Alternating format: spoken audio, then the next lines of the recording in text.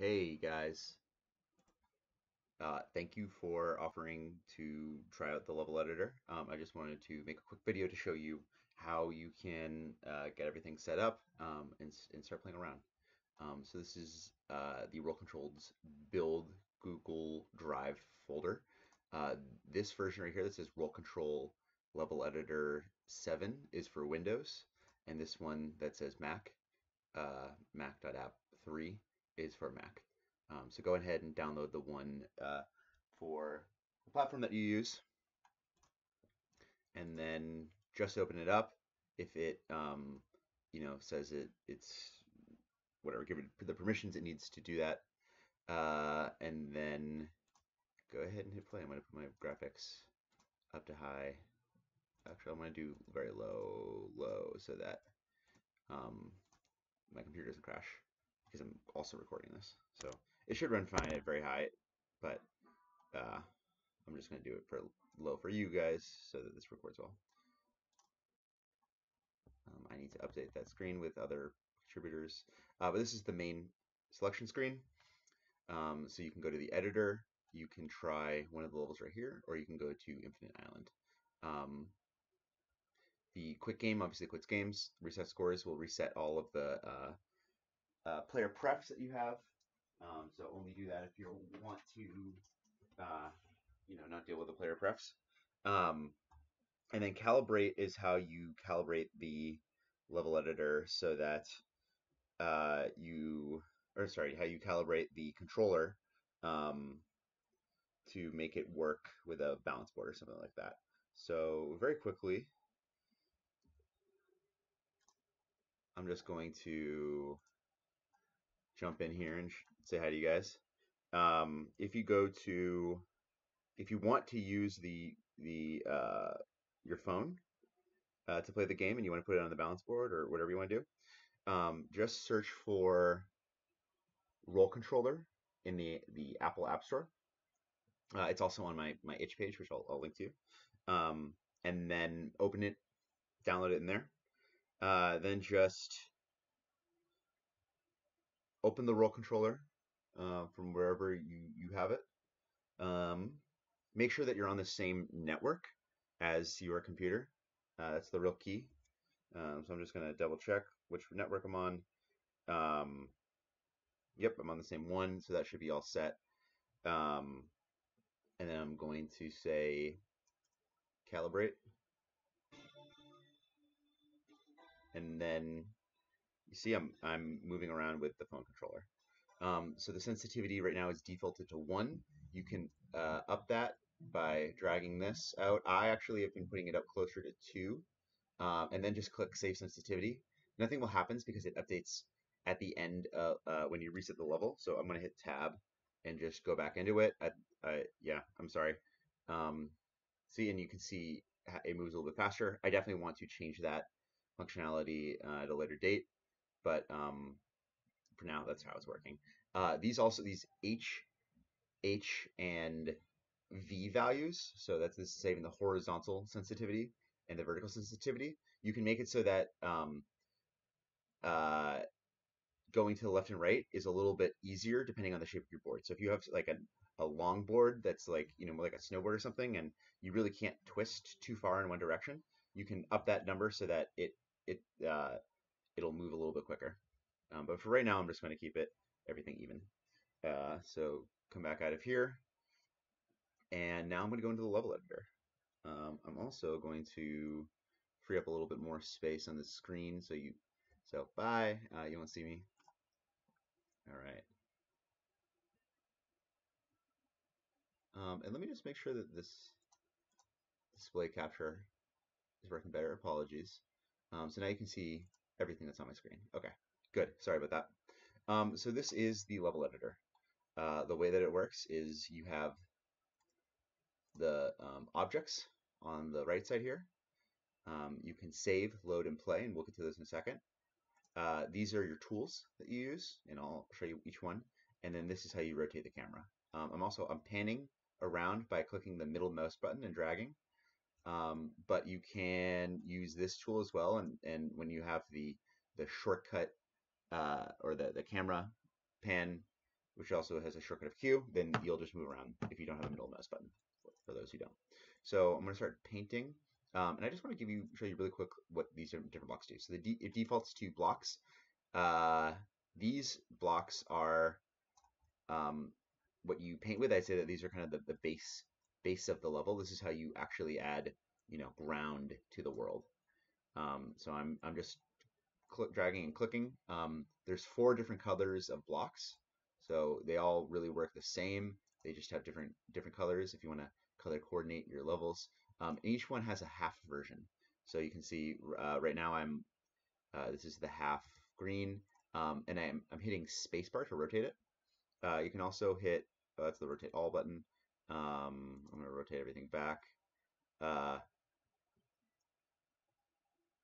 you can also hit rotate selected, and that will rotate it around if I don't know if you don't have a spacebar. But I'm just doing it automatically, putting these in. You can use the different colors. Just hit space to rotate it, and it will rotate like that. Neat. Okay, cool. So those are all of the blocks that we have. That are kind of the base ones. You also have in blocks you have tiles. So this is how you would make a fence. You can just rotate the tile to put it where it needs to go, and then you have ramps as well.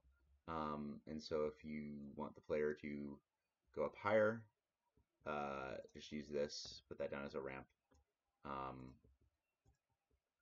Let's say goes up there, right? And now the player can start going on this next level. Another little trick, just so you know, is that you can, if you use the arrow buttons on your keyboard, you can change the level that the base is at, so you don't have to make everything be connected. That's a really nice and easy way to just do that quickly. Cool. So I'm just, quickly making this level. I'm going to put another ramp in there. Let me show you some of the other things. So for decor, some of these don't do anything. So like flowers, they just are aesthetic and they look nice. Oops, I'm going to show you the erase button. There we go. So flowers move around. You can put in arrows that kind of point somewhere. The drum will shoot the player in a certain direction. So I'll show you that. So it'll shoot you opposite of that, and it's the way to jump.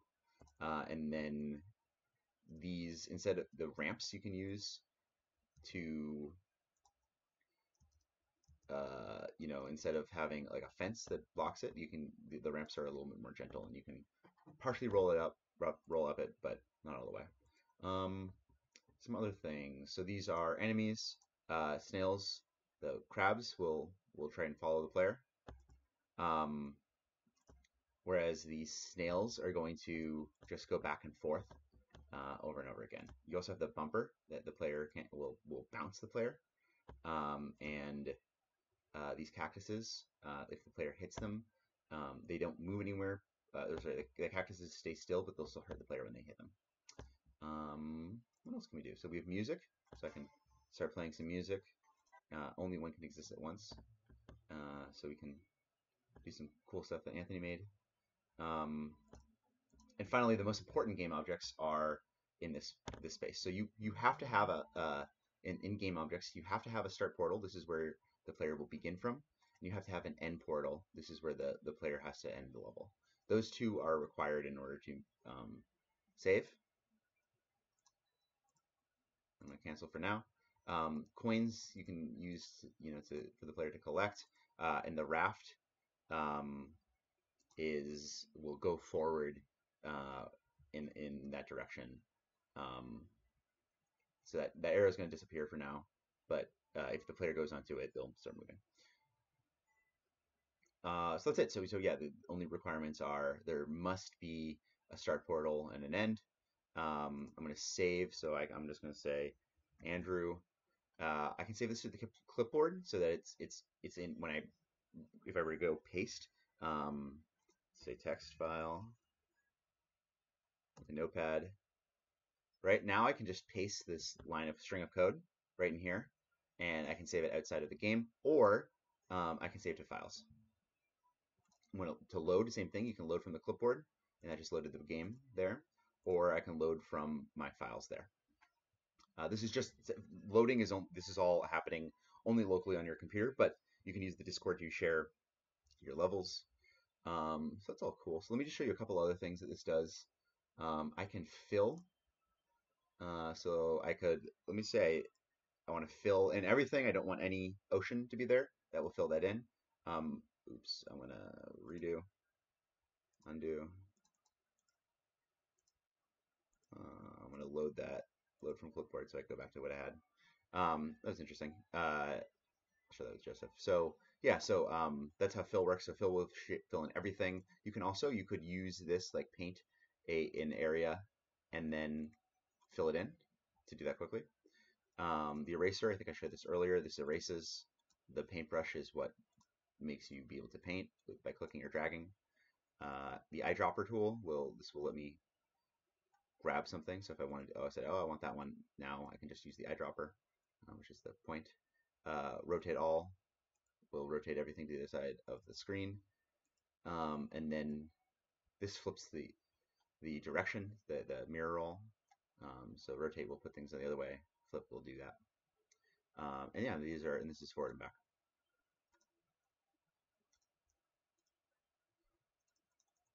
So I'll just bring everything back forward.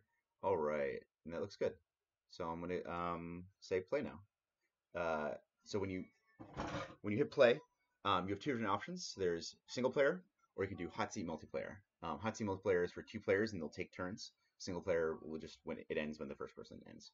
So I'm gonna show you. I'll show you hot seat multiplayer. Oops, and actually I still have the controls open. So if you can use the keyboard if you want, but I'm gonna play with the phone. And then see that guy got me. He's going back and forth. I just got hit. I just lost a coin. Yeah, and this is what how a level works. So please play around with this, have fun, show me what you make. I'm so excited to see what you do. Share it in the Discord or email me, ask me any questions that you want. But I hope that this helps you get started. Thank you so much. And I'm gonna stop recording.